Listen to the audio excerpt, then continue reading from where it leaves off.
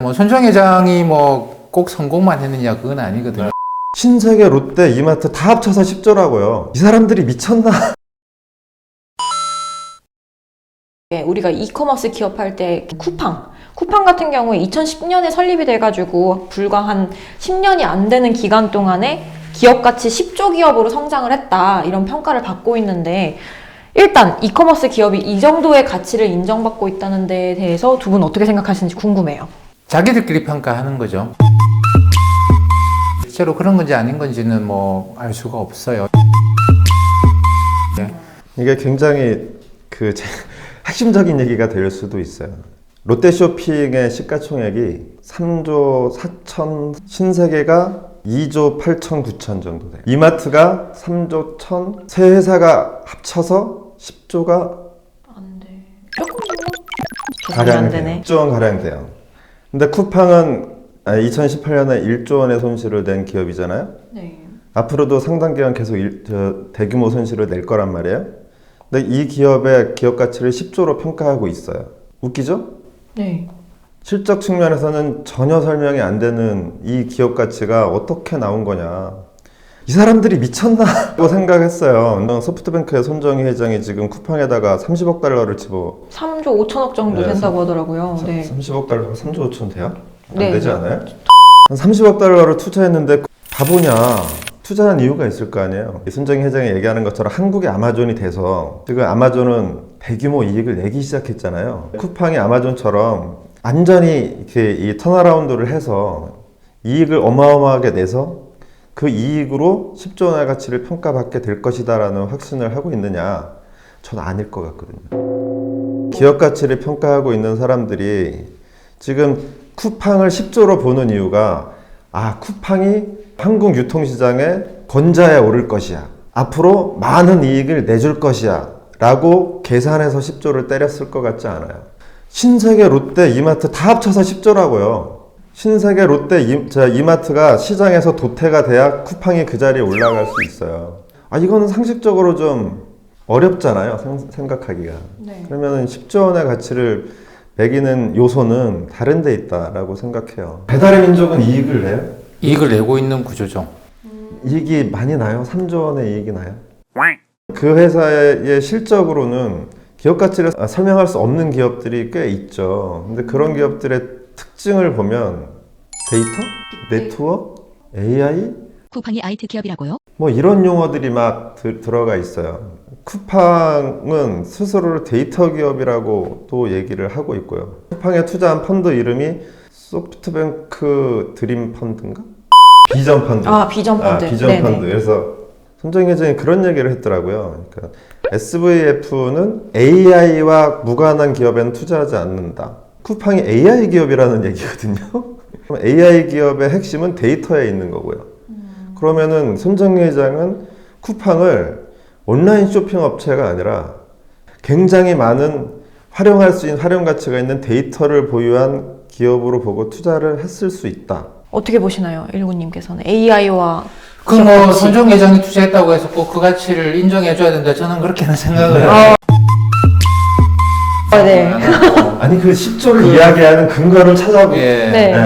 쿠팡의 매출액 증가율이 워낙 높고 다른 애들은 못 따라가니까 벤처 기업의 어떤 정신으로 보면 그렇게 평가할 수 있다고도 뭐 할 수 있는데, 뭐 손정 회장이 뭐 꼭 성공만 했느냐 그건 아니거든요. 그렇죠. 최근에도 보면 그분이 이제 작년에 한국에 와서 대통령께도 그런 이야기했죠. AI를 키워라. 뭐 사람들이 그냥 들어가서 나 그냥 저기 기저귀 살 건데 그때 검색을 해가지고 사지 않을 거다라는, 시간이 지남에 따라서. 이 집 기저귀 사네. 애가 대충 몇 살쯤 되네. 기저귀 요때쯤 떨어지겠네. 검색하려고 들어가면 이미 이제 내가 기저귀 치기 전에 기저귀에 뜨는 거예요. 이미 그러고 있는 것 같아요. 그게 구독 경제의 힘이잖아요. 일단 구독 경제 패턴이 그런 식으로 가고 있죠. 온라인 쇼핑이라고 하는 것은 국경이 없잖아요. 그렇죠? 근데 한국은 좁은 시장이잖아요. 세계 그 지구촌에서 보면. 그러니까 아마존은 전 세계를 상대 시장으로 하고 있기 때문에 뭐 그 정도 기업 가치를 받을 수 있다고 생각하고요. 쿠팡이라는 기업은 한국의 기업이잖아요. 쿠팡은 한국 소비 시장을 대상으로 하고 있거든요. 근데 한국에 있는 쿠팡에 미국이나 유럽의 소비자들이 막 와서 대규모 구매를 하고 이럴 거는 아니란 말이에요. 그러면 10조 가치가 실적으로 어떻게 나오는 거죠? 한국에서는 뭐 저기 신세계도 있고 롯데도 있고 하지만 우리를 못 따라온다. 우리의 AI에 기반한 고객을 확보, 한국의 소비자들을 장악할 수 있다는 생각이에요. 신세계나 롯데는 못하기 때문에. 그래서 자신이 있다. 10조 이상의 가치를 줄 수 있죠. 우리나라 사람들이 또 뺏기는 건 또 잘해요. 네.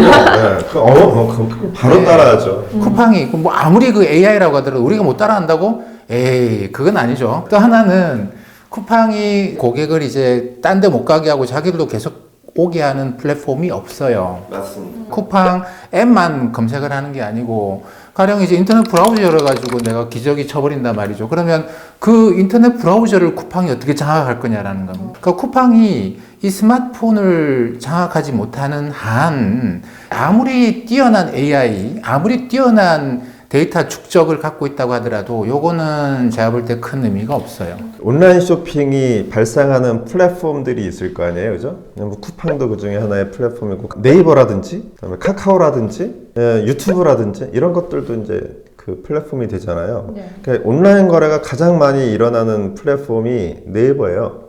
네이버에서 가장 많은 거래가 일어난다는 뜻은 네이버의 입점에 있는 업체들이 많다는 뜻이죠. 뭐 11번가 있고, 지마켓 있고, 옥션 있고, 다 네이버에 들어가서 쇼핑을 할 수 있거든요. 네이버를 젊은 사람들은 안 한다라고 하지만, 네이버의 영향력은 사실은 상당히 막강해요.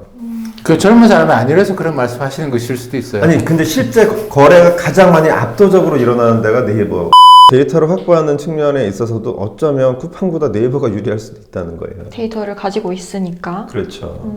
그러니까 한국 시장에선 그렇다는 거예요. 그러면은 쿠팡은 한국 시장만을 노리고는 손정희 회장이 그렇게 30억 달러를 절대 쏠 수 없을 거라고 저는 생각해요. 아, 그럼 글로벌. 그 정도로, 예, 그렇죠.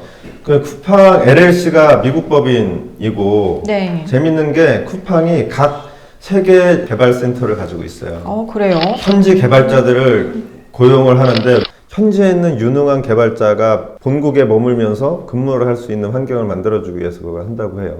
상당한 투자를 거기다가 하고 있는 거거든요. 우리나라가 상당히 IT 강국이잖아요. 그죠? 온라인 쇼핑을 통해서 데이터를 확보하고 집적하고 이런 기술은 아마 꽤 높을 거예요. 외국하고 비교를 해봐도. 그런 거점으로 쿠팡을 활용할 수가 있겠죠. 그러니까 저는 쿠팡의 가치가 향후 이익에 대한 기대가 아니라고 생각해요. 그렇지 않고서는 설명이 안 돼요. 근데 언젠간 이익을 내야 되겠죠. 핵심은 이 소프트웨어, AI하고 등 데이터겠죠. 또 하나는 이 물류센터하고 이 두 가지가 핵심이에요. 그러니까 물류센터와 AI라는 관점에서 기업 가치를 평가받는다라고 보면은 당연히 쿠팡이 기업 가치가 높게 나오고 뭐 자동차 업계에서 테슬라가 저 난리를 치는 거 보면 앞으로 사람들이 내연기관을 많이 살까 예전처럼 휘발유나 디젤 차를 구매하는 게 줄어들 거 실제로 이게 마이너스예요. 생산 증가율이 마이너스로 내려가는데 그 사람들이 그럼 자동차를 안 사려고 저러는 것인가? 그게 아니고 자동차를 바꿔야 되겠다 생각을 하는 거죠. 전기차나 이런 식으로 바꾼다고 생각을 하니까 앞으로 미래는 전기차에서 제일 앞서가 있는 테슬라가 자동차 시장의 많은 부분을 가져가겠다. 그게 몇 년이 걸릴지는 몰라요. 또는 10년, 20년 걸릴지 모르겠지만 테슬라의 기업 가치를 그렇게 높게 평가하는 것도 어떻게 보면 참 이거는 말이 안 된다. 뭐 이거는 지구상에 존재할 수 없는 밸류에이션이다. 이런 이야기도 해요. 테슬라도 그렇고 뭐 인터넷 쇼핑도 마찬가지고 기존에 그 많은 고객을 갖고 있는 다른 자동차 회사들이나 다른 오프라인의 그 리테일 매장들은 왜 저 가치밖에 못 받느냐? 이게 원래 주식시장이기도 하죠. 사람들은 늘 그래왔습니다. 다음 예고편. 쿠팡이 요즘 상장 얘기가 슬슬 나오더라고요. 왜 국내가 아니고 나스닥으로 가려고 할까? 미국에 쿠팡 LLC를 상장한다는 얘기인지 국내 시장에 상장한다면 그게 훨씬 더 이상한 거예요.